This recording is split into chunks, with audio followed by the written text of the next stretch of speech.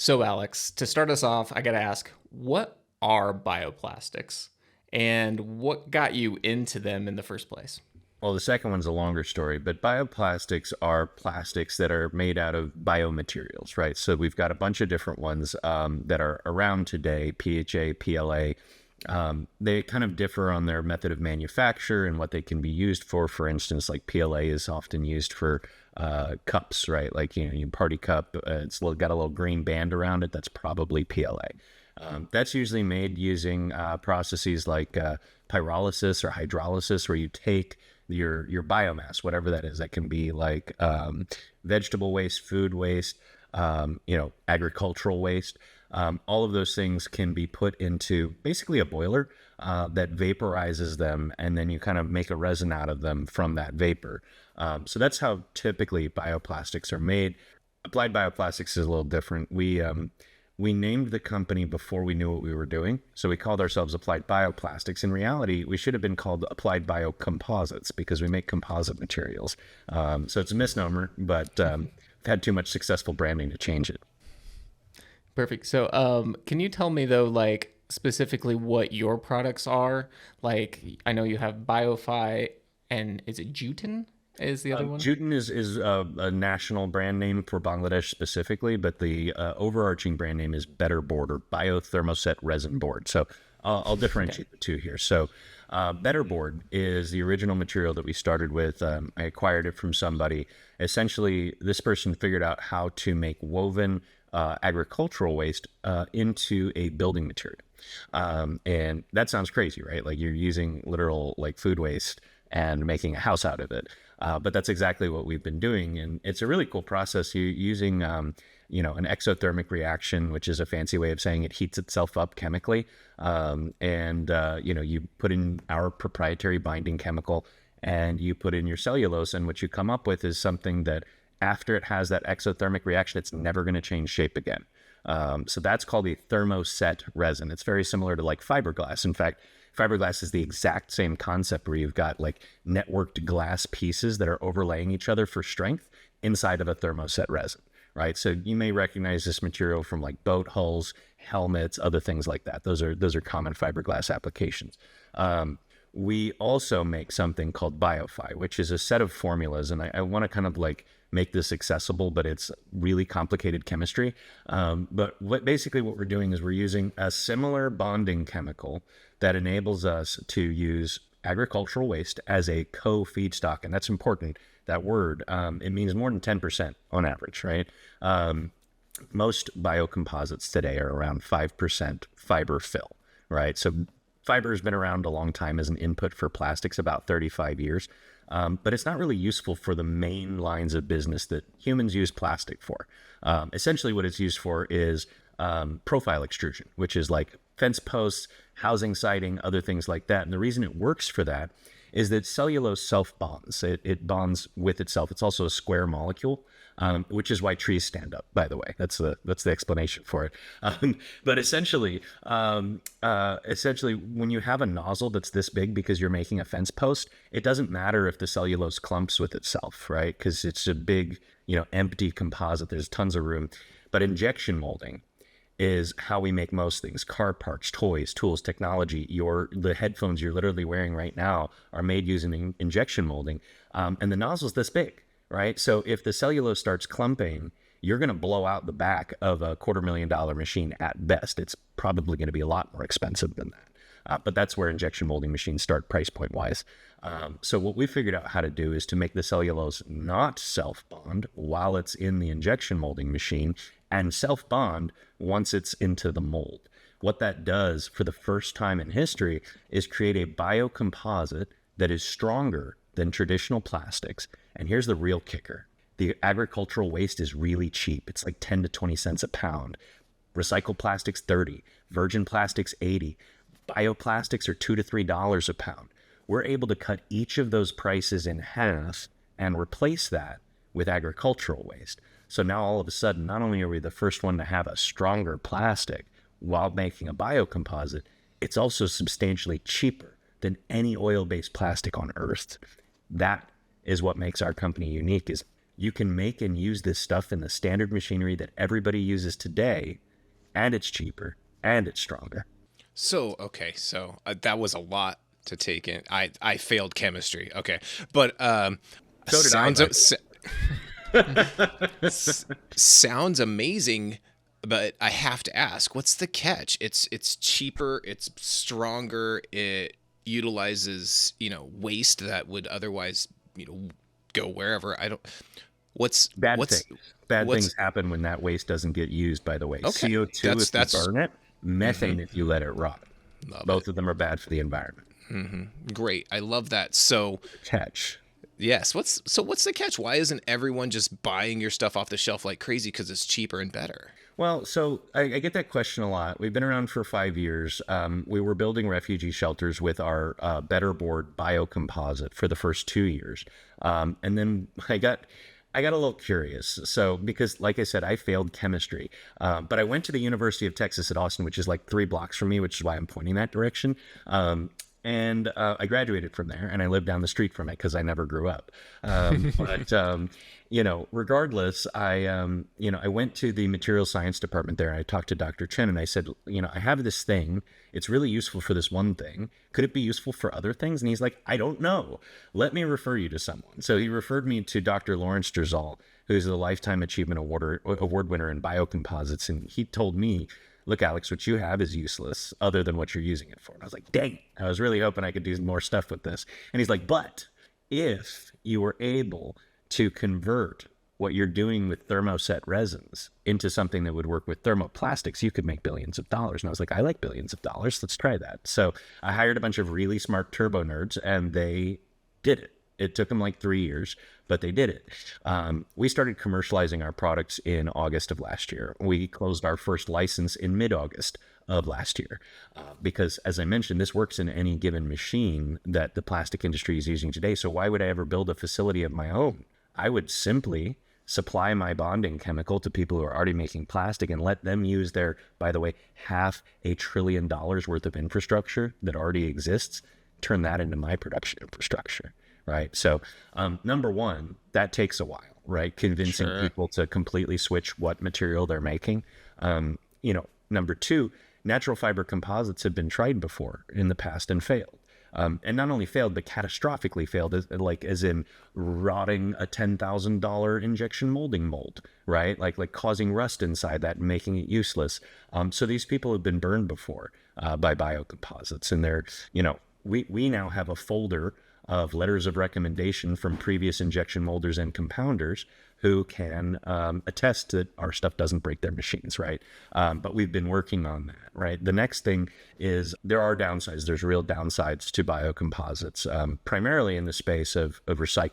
Biocomposites are mixed materials, which makes them harder to recycle in non-specialized recycling facilities. But here's the dirty truth about plastics recycling. 95% of recyclable plastics go unrecycled. They go into the landfill, which is really frustrating for those of us who care about sustainability, that, we have this material that's perfect for most things, right? Like the invention of plastic changed humanity beyond a shadow of a doubt. It may be our most important invention so far. And what it's doing is not what it was built to do. This is one of the most durable materials on the planet. It should be recycled. It should be reused, and it's not. And the reason it's not is because it's not economical. I'll tell you, I live in Austin, a very progressive city, a city that cares about recycling. I, put 1 through 7 in a single bin. And if you're a recycling expert, that should immediately set off your alarm bells, because what facility can recycle numbers 1 through 7? Zero. There are 0 in the world that can do that. So what are they doing with all my plastic? So I got curious and I visited. They bail it up and send it to the dump. They're only recycling paper in Austin. That's the reality. So what we said was, look, okay, one day, hopefully, we'll get to better recycling techniques. One day, hopefully, we'll get to, I think what's needed is government subsidy. Like, think about this. When you need a service, but it's not profitable to do that service, say like delivering letters all over the country in a day or two, what do you get to do that? Obviously, a private enterprise can't do such a thing. They require profit. The government The government should be doing this. It's a do the same thing every day. They don't need to be creative. They don't need to make a profit. Just recycle the plastic, right? It could even be a source of revenue for governments because companies buy that recycled plastic.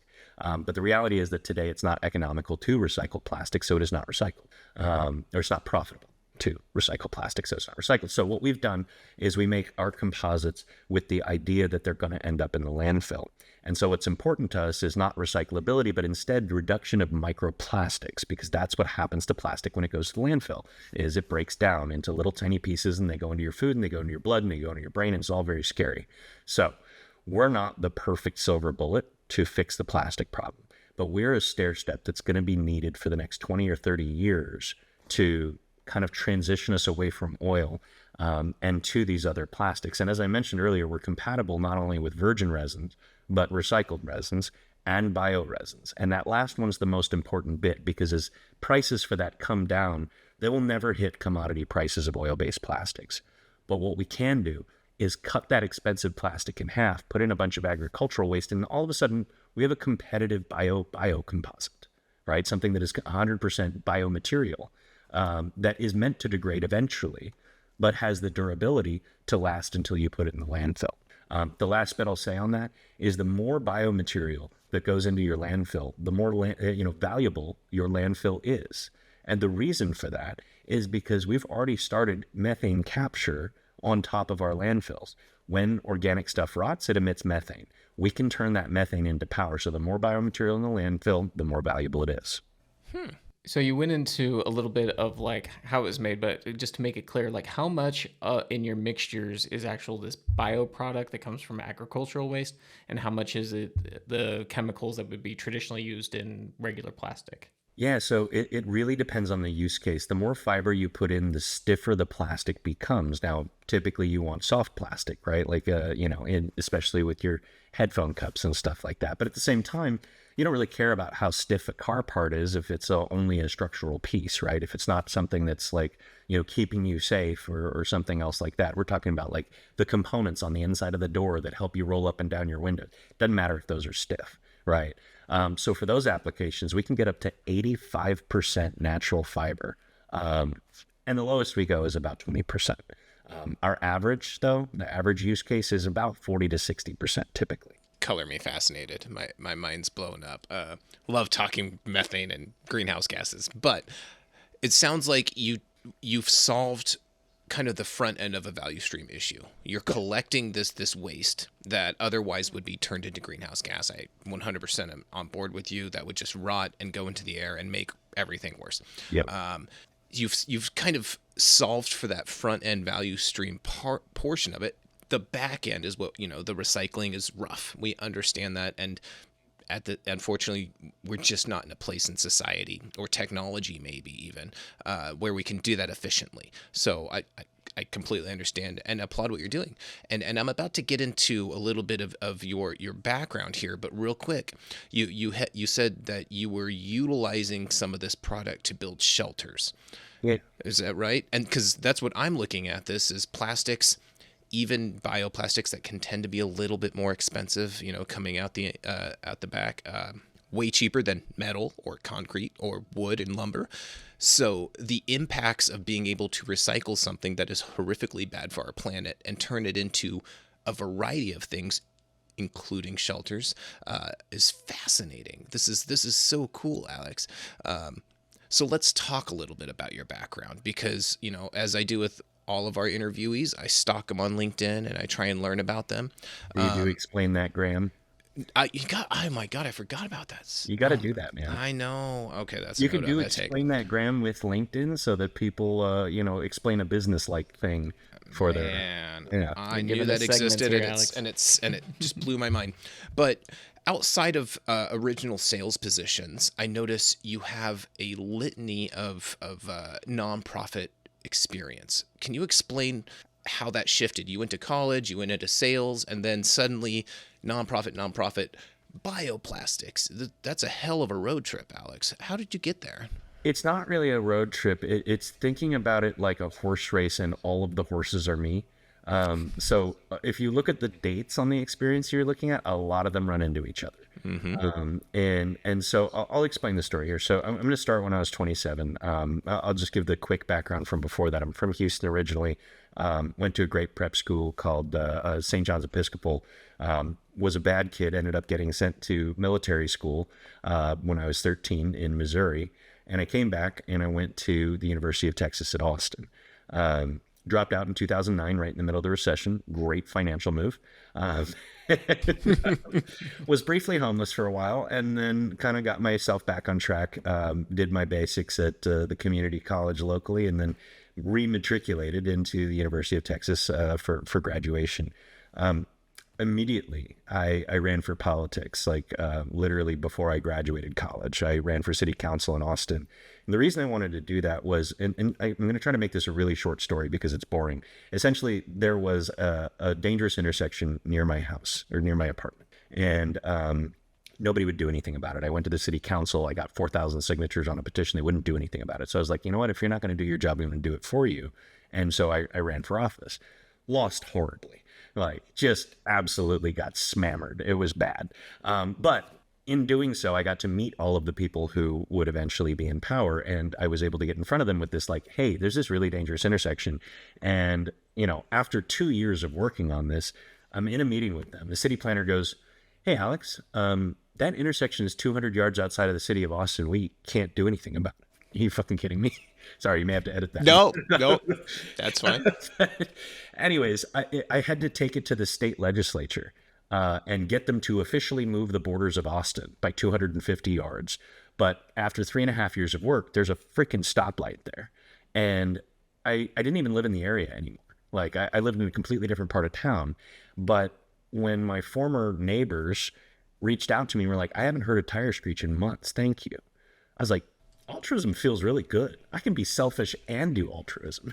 You know? I mean, not by definition, but I see where you're going.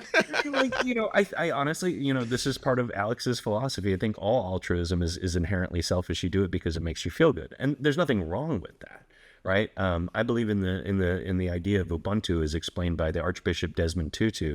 The way I treat myself is the way I treat others, and vice versa. So if you are serving yourself by doing altruistic things for others, there's nothing wrong with that. There's nothing contradictory about that. But I decided I really liked doing it. But I was just a salesman. I was a tech guy. I was working at Amazon, Oracle. WP Engine was a great startup. And then Thousand Eyes was my last startup.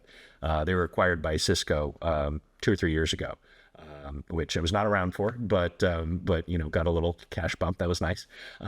Anyways, long story short, when I was at Thousand Eyes in 2017, I closed Visa on a massive implementation of network monitoring. I didn't even start that deal, but the person who did got fired. I got put in their seat and I finished it. And I finished it big. And I got a $500,000 paycheck at 27 with no debt.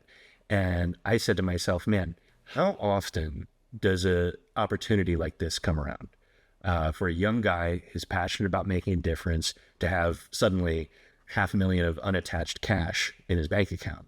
So at that point I said, look, I'm making a lot of money at my job.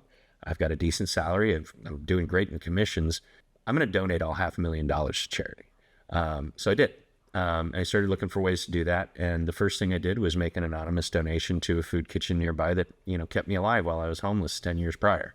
And the next thing was I talked to my good friend, TJ Farazi, who I went to the University of Texas with. And he said, look, if you're looking to do humanitarian work, I'm from Bangladesh, man. Like, people over there really need help. In fact, 2 million refugees just crossed the border into my country. You want to go do something about that? I said, hell yeah, man. So we booked a flight to Bangladesh together, and we flew over there in early 2017 and walked into the Rohingya genocide as it was beginning. You know, we were the first American with boots on the ground there. We beat Angelina Jolie by 9 months. And that's how you know you're early. You beat Angelina Jolie. But, you know, the thing that I noticed when we went over there is I started looking on the internet and I was just like, why is nobody covering this? Like, why is there no news articles? And if you look at it, like, go to the Internet Archive, look at the articles about the Rohingya. They kind of start in late 2018. The genocide had been going on for 18 months at that point. 1 million people were dead, and yet no coverage. What's up with that? And, you know, I don't want to be all like, white people are bad, but like they're brown people with the wrong religion on the wrong side of the world. Nobody gives a crap, right? Nobody ever here. And I said, well, that's messed up. Maybe we can do something about that, because I'm ethnically Jewish. I don't know if you can tell from the giant nose and the curly hair, but I am ethnically and philosophically Jewish.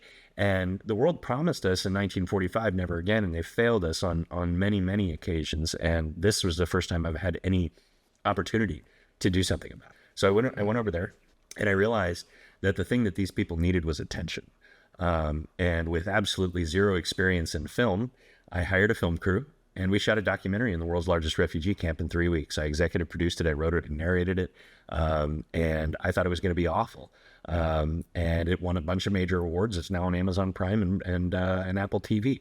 More importantly, though, we were able to share our evidence with the International Criminal Court at The Hague, which they used to hold the leaders of Myanmar accountable. I was also able to share the evidence with Senator John McCain, who wrote the Burma Human Rights and Freedom Act, which is currently the law of the land. You cannot do business in Myanmar as an American corporation. So we had some impact. It was very gratifying, and the $3.25 I make every month off the streaming is also great. Anyways, so yeah, that's how I ended up in Bangladesh. I also put some money into some pet causes, right? Like I'm working on a gun law here in Texas. I watched The Social Dilemma with Joe Toscano, great, terrifying documentary. And one of my superpowers is networking. So I asked a friend who asked a friend who asked a friend, and I got to Joe, and together we wrote a bill that would make the internet algorithm, or the social media algorithm, illegal. We call it the Icarus Project, because I think the social media companies have flown a little too close to the sun with the experimenting on Americans and stuff like that. So anyways, that is how I ended up in Bangladesh. That's how I ended up doing a lot of charity stuff. I also think that as a well-educated, white-presenting, straight-presenting person, even though I'm none of those things, I have a responsibility because of the way I look and the resources that I have to help other people with my privilege. Like I said, I am omnisexual. I like everybody. If you're cute, you're cute. Doesn't matter what's going on under the pants or whatever. But, that has never inconvenienced me because I'm a big, muscly, butch dude with a beard, like nobody ever suspects, right? With gorgeous locks, by the way. Oh, well, thank you. Anyways, but yeah, so, I think number one, it feels good to do good. And number two, I feel like I owe it to people. I've had a fairly comfortable life. I've failed upward many times. And, I really think that those of us who've experienced that ought to give back. Anyways, we made the movie. We got some of our drones shot down while we were making the movie because we got a little bit too much in the Burmese military's business while they were doing their illegal business. And end of the day, I was trying to raise money for the film. I was at a dinner with a bunch of wealthy Bangladeshis, and somebody else was trying to raise money from them at that dinner. His name was Dr. Mubarak Ahmed Khan, and Khan was the inventor of the housing composite. I'll tell you his reasons. He was the chief nuclear engineer for Bangladesh. He set up their first nuclear reactor, and he retired 25 years ago and got a stipend from the government to research whatever he felt like. And what he felt like doing was this plant called jute. That's, by the way, comes from the Juten name there, right? But it's tin made out of jute. Anyways, the reason jute is in India and Bangladesh is because the British Empire brought it there. It makes great sackcloth, sailcloth, and rope, everything you need to resupply your ships on the far side of the world, right? When they decolonized in 1951, jute became a massive cash crop and commodity for India and Bangladesh. It was used for rope, carpet backing, all kinds of things. But only 20 years later, nylon got invented, and nylon is literally better at all of those jobs and cheaper than jute. So it absolutely demolished this market. So what Dr. Khan, as a patriot in Bangladesh, was trying to do was make this fiber useful again. And what he made was what he calls jute, and we call Better Board. I met him 20 years after he had invented it. 5 years has passed since then. And I said, this is amazing, and it's obviously fully mature. It works. It's cheap. Like, you can make it easily. Why isn't it everywhere? Like you asked, Wyatt. Why isn't it everywhere? And he says to me, well, I'm a chemist, not a businessman. And I said, well, funny thing about that, I'm a businessman, not a chemist. Why don't we put two and two together? Took about 6 months, but I convinced him to sell me the patent, and we immediately started looking to build structures with this. And the very obvious thing to do was to build refugee houses for the people that I had visited. And the reason that that was obvious was because they were living in, ironically, nylon shipping fucking bags into tents, right? Wow. And I'm just like, you guys are sitting here on top of this bounty and you're not using it. And worst of all the refugees are on the coast. This is plastic nylon stuff. When it rips and tears, they just toss it, ends up in the ocean, kills fish. It's terrible, right? So we're able to give them dignified shelter that's like more like a house than a tent. It's more like a shack than a house, but still, it's got a roof, it's got a locking door, and it's sealed other than for ventilation. And as a result of those things, and I promise I'll shut up in just a sec, as a result of those things, we did a 2-year study on our subcamp in this world's largest refugee camp that ended about a year ago. We found that we reduced rape by 100% over 2 years and infectious disease by 80%. And the first one's really easy, right? Like cloth bags, you tear them, you're in. With my composite, you need an axe in half an hour, right? So, and the other thing is the bottom of it's sealed. So water can't get in, bugs can't get in, disease can't get in. That's fascinating. Man, Alex, I hope you're prepared to sit here for 4 hours and indulge me. No, do it. So at the forefront, it sounds like, oh, I got this windfall and I wanted to feel good. And so I went out and did good. And that's fantastic. Yeah. But my understanding, Alex, is that your life is not all cupcakes, roses, and puppies, right? You are not just a rich, white person living in Austin. You have a bit of a story behind you that's really influencing what you're doing now. That's true. That's true. But, I started all of this before I found out about that. I think that, I love that. That's great. I found out about my disease 2 years ago. This all started 6 years ago, or almost 7 years ago. So this is what I wanted to do with my life. I wanted to make an impact. I wanted to help other people, and I wanted to, eventually make a decent amount of money from selling the corporate side of the company and probably just retire to build more housing, right? Like that was the plan. As you said, not everything's cupcake and roses, and I do not want to present myself as a rich guy. I didn't last very long at Thousand Eyes after the giant check because they were trying to get acquired, and I was the most expensive employee by a wide margin. I think I made $1.5 million that year, but that was the last $1.5 million I ever made because they fired me at the beginning of the fiscal because they didn't want me on their balance sheet anymore, which, fine. I'm only a little bitter about that still, but because I was moonlighting. I was doing Applied Bioplastics at night, and along with my co-founder, Colin Ardern. Funny story, I was looking for a roommate right after my divorce, found this guy on Craigslist.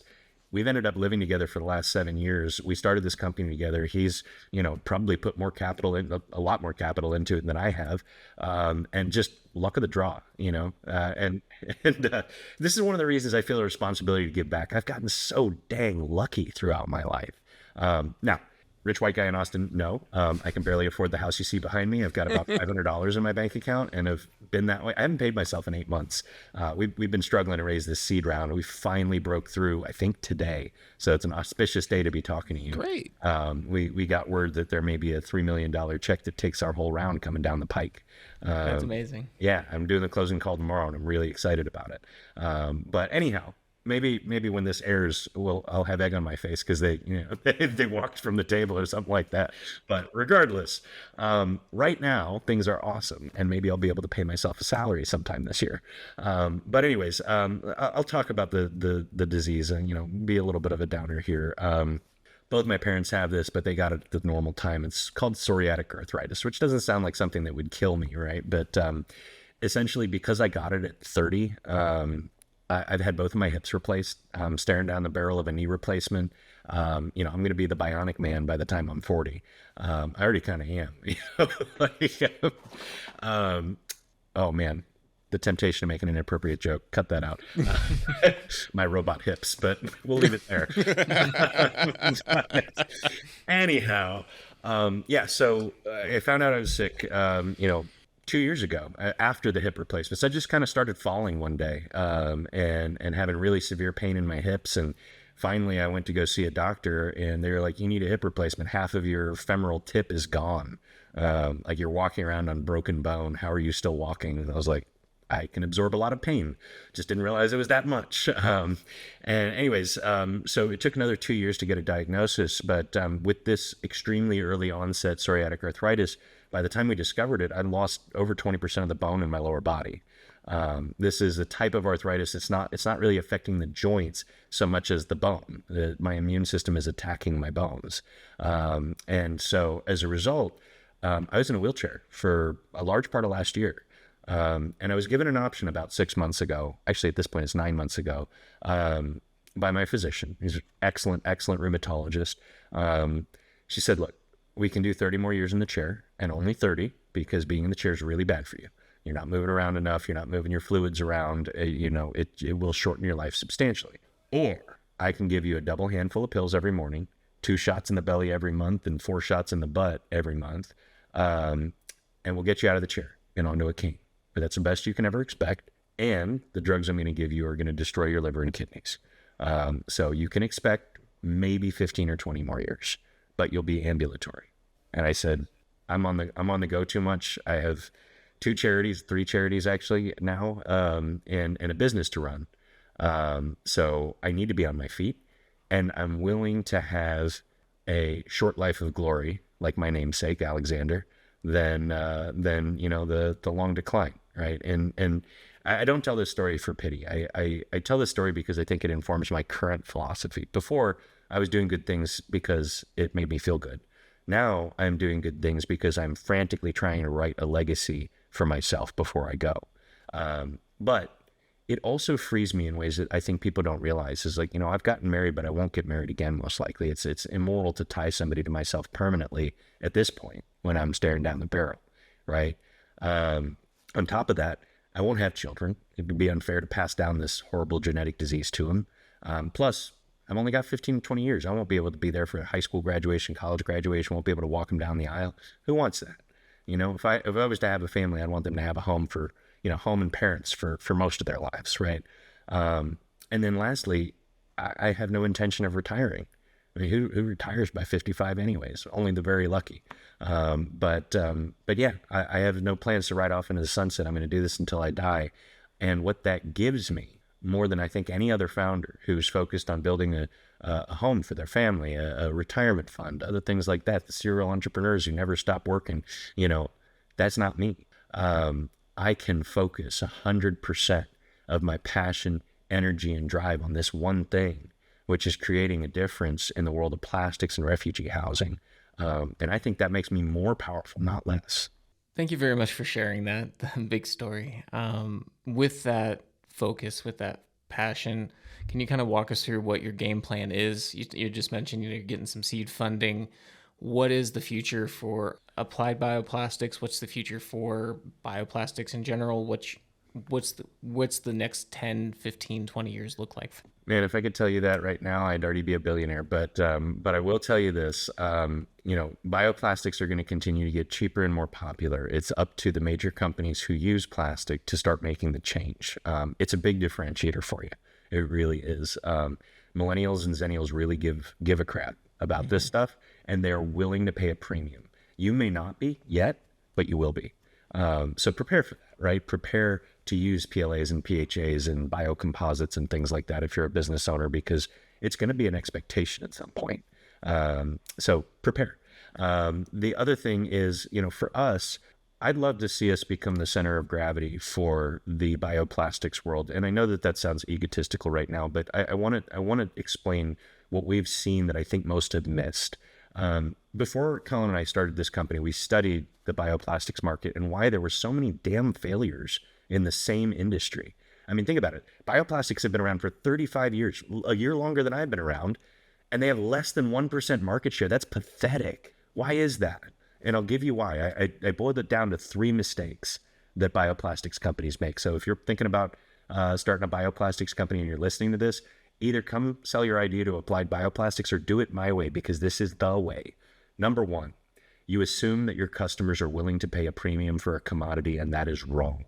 That is always going to be wrong. You need to start in performance plastics. If you want to do higher than commodity prices, go to performance plastic first.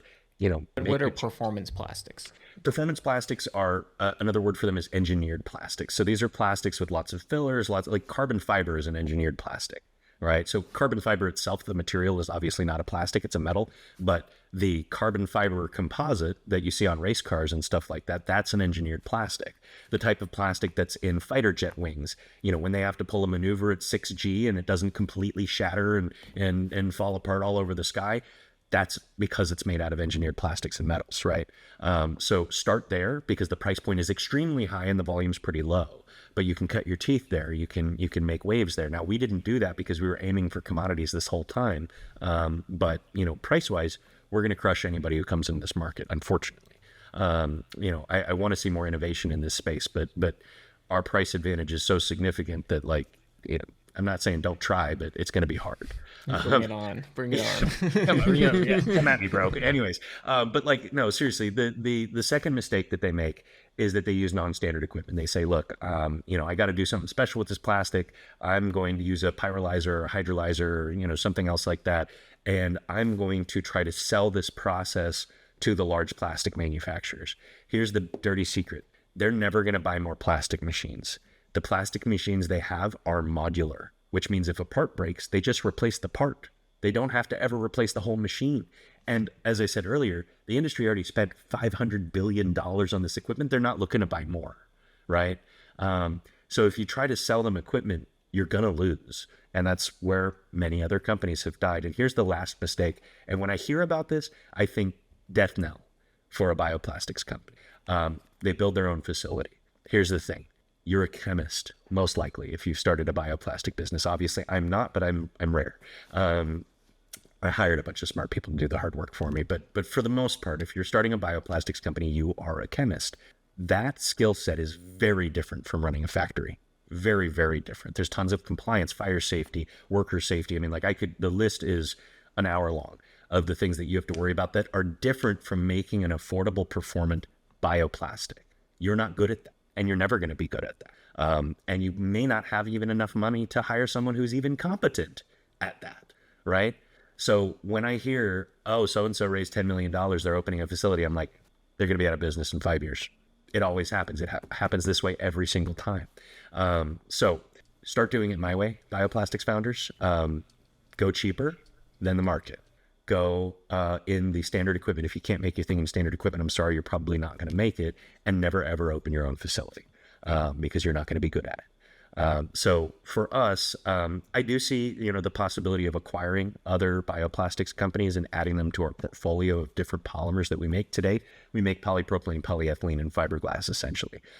We want to expand to nylon, ABS, and a number of other plastics. So if you're thinking about doing one of those, again, come work for us, invent that with us. Or, eventually maybe we'll acquire your company, which would also be a great outcome for you. So, that's one. Two, Dow already made an offer on the company. We told them to kick rocks, but, I could see an exit to a strategic at some point. The one thing we won't do is go public. And the reason for that is as long as the housing, actually there's two reasons. One is, as long as the housing division is part of Applied Bioplastics, it breaks even, but it will never really turn a profit. And that's intentional, right? All of the profit goes into the communities. And we'll talk about that here in a second, because this is what's going to happen over the next 20 years. So if we go public, I then have a fiduciary responsibility as a CEO to maximize returns for my investors. If I'm doing a major activity that doesn't bring in profits, I'm wrong. The board can remove me. I'm not going to put myself in that position, right? So no exit to the stock market, sorry. The other reason is we don't make trash. And by trash, I mean cups, straws, bags, and to-go silverware. That would be a highly profitable activity, but we don't do it for moral reasons. We also don't make weapons for moral reasons. And also because it's counterproductive when we're trying to house every refugee in the world, making more kind of makes my job harder, right? So again, if we went public, the fiduciary responsibility says go make weapons, go make trash. And I don't want to do that. So we're not going to do that. Anyways, the last bit is how the housing division goes. And if we sell to a strategic, I will be keeping the housing division under my own name. But we have gotten word in the last 2 months that we closed one of the largest grants I've ever heard of. It's going to be about $2 billion. I can't say a lot of details on it, but what it is essentially the funding doesn't go to us.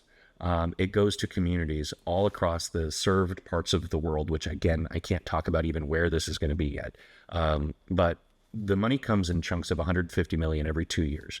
What this does is it builds micro facilities that will produce better board, housing, right? And construction material. These facilities will be owned by the local community. They will consume local agricultural waste and they'll sell their products to surrounding communities. Further, we're going to be co-located. Once we're established, we're going to add 2 more companies to the thing. One of them makes ethanol for cooking fuel out of human and food waste.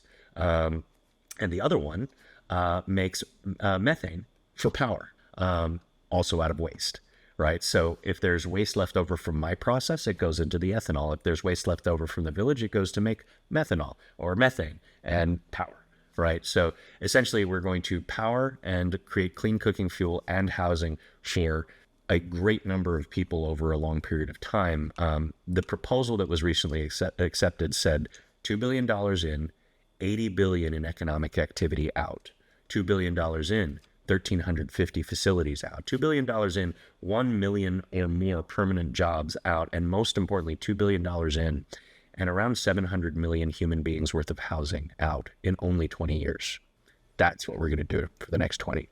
That's so hard to comprehend, and just bravo. That's so amazing. I absolutely love what you're doing. You hit on it. Your unique perspective, your unfortunate prognosis, all of this coalesces into your heart and soul being put into this Applied Bioplastics. But I wanted to hit on something you started to hit on a little bit, which is business philosophy. And I bet just like the rest of your life, it's a bit unique.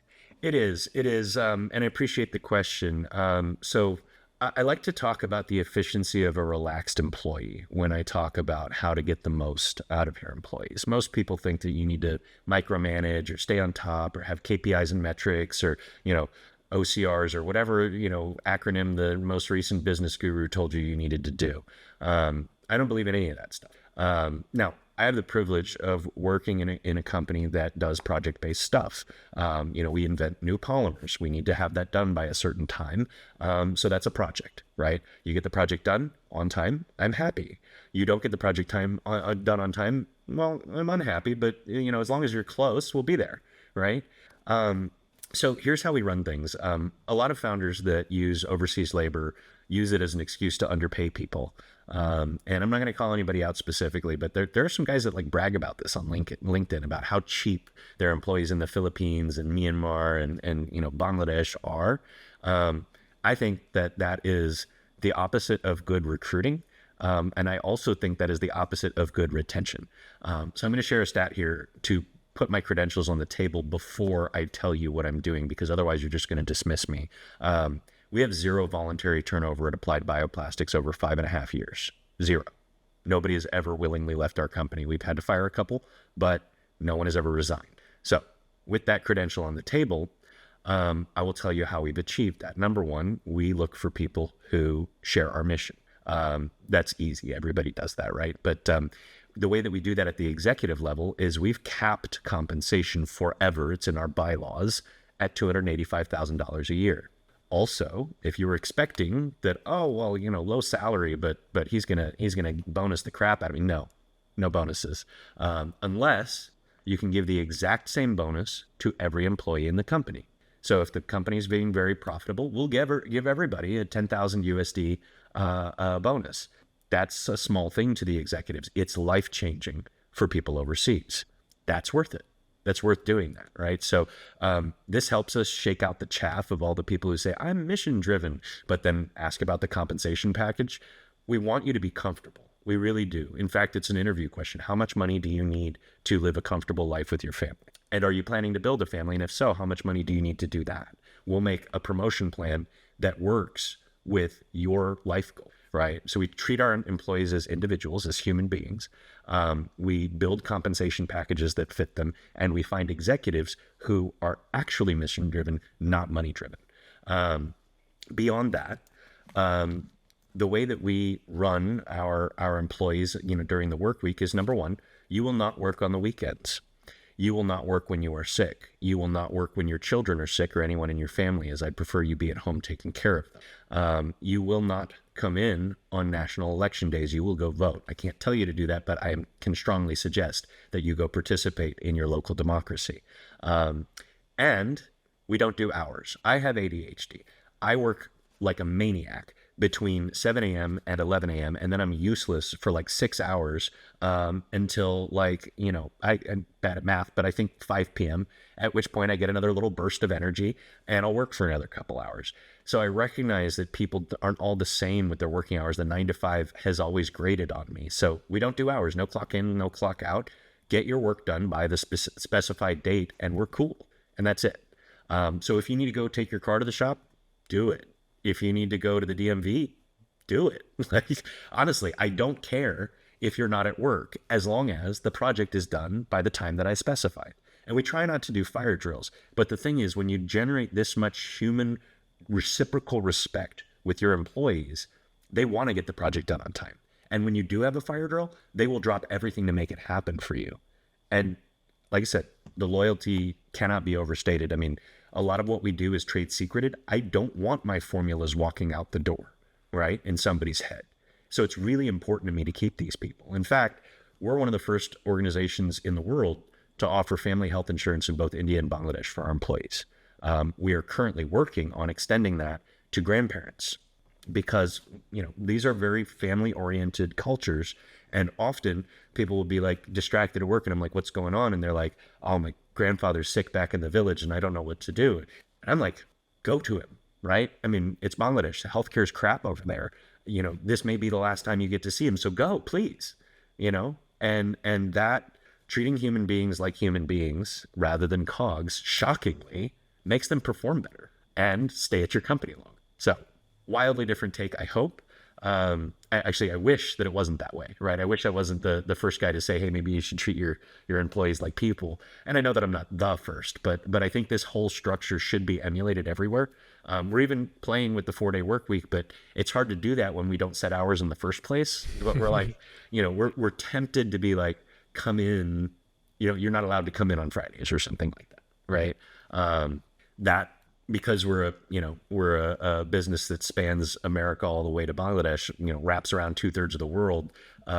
It's hard to do that. It's hard to do that for myself and my co-founder. Like, while everybody else is taking 2 to 3 days off a week, we're working 14 hours a day, but that's how it should be, right? We have all the equity. We get all the financial reward. So why shouldn't we be the hardest workers? And I think that's something that a lot of founders get backwards. All of this, lastly, comes from, I mentioned him earlier, but the Archbishop Desmond Tutu's philosophy of Ubuntu, which means togetherness, but what it really means is the way that I treat myself is the way that I treat other people and vice versa. I actually have a tattoo of this on my chest. It's fairly large. And in the center of the Ubuntu symbol is the Eye of Enlightenment, because I think you can only become enlightened without realizing that Ubuntu is the truth of the world.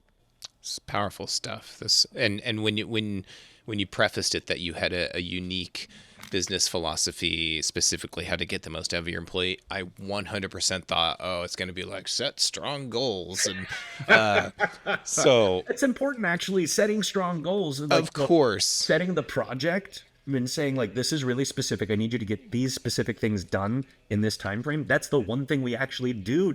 So you were right. But we're nearing the end of our time here, unfortunately. I feel like we could chat for a long time because I'm about to pack up and move to Austin. So where can people learn more about you, your story, your charities, and please feel free to shout them out. And then also, of course, Applied Bioplastics. Let's learn more about where we can learn. Others can learn. Find me on LinkedIn, follow me, shoot me a message. I love hearing from people, especially if I've inspired you. It helps me know that I am indeed writing my name across the face of this planet. And it's not really about the name, it's about the philosophies and the effects and stuff like that. But if this talk affected you, reach out, say so. Applied Bioplastics is also on LinkedIn. You can also visit us at www.appliedbioplastics.com. And you can follow my personal story, although I can't say I update it super frequently, at consequential.co. Now, Consequential is the holding company that all of my businesses and charities operate under. It's the company that does things that matter. I don't want to talk about my charities. And the reason that I don't, one of them is a pro bono service that I do myself because I've learned how to navigate governments in developing nations. I help educational NGOs do the same using my knowledge so that they can get their educational resources into countries that badly need them but have corrupt or otherwise weird bureaucracies. So that's number one. No reason to give that a name. And two of them are not exactly nonpartisan legal bills that I'm working on pushing through various state legislatures.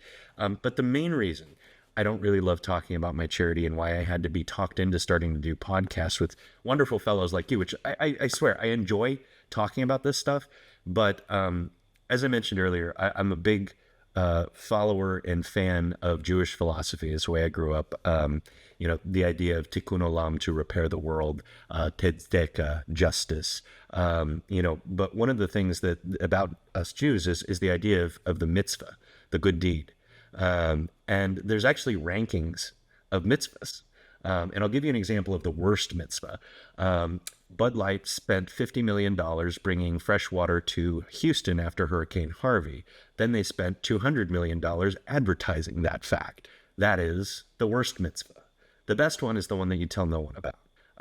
And my life has been full of people giving me mitzvahs. And further, because we're a B2B and B2G type of business, or B2NGO as well, advertising doesn't really help us that much. So if I were to go and just be like, look at my charities, look at all the cool things I do, it's just like, look at me, like I need your attention, but I'm not that kind of guy. So I really appreciate the opportunity to shout those things out. Like I said, follow me at consequential.co, www.appliedbioplastics.com, and on LinkedIn. I really appreciate you guys having me on and listening to my long-winded stories. Well, we really enjoyed having you and hearing all those stories. It's absolutely incredible what you're doing. Love the business that you're in, and the scale and the magnitude that it can bring is just the perfect thing to tie yourself onto. So absolutely awesome. Yeah, really appreciate you guys. Thank you. Yeah. Have a good night. All right. We'll see everybody next week. Bye-bye.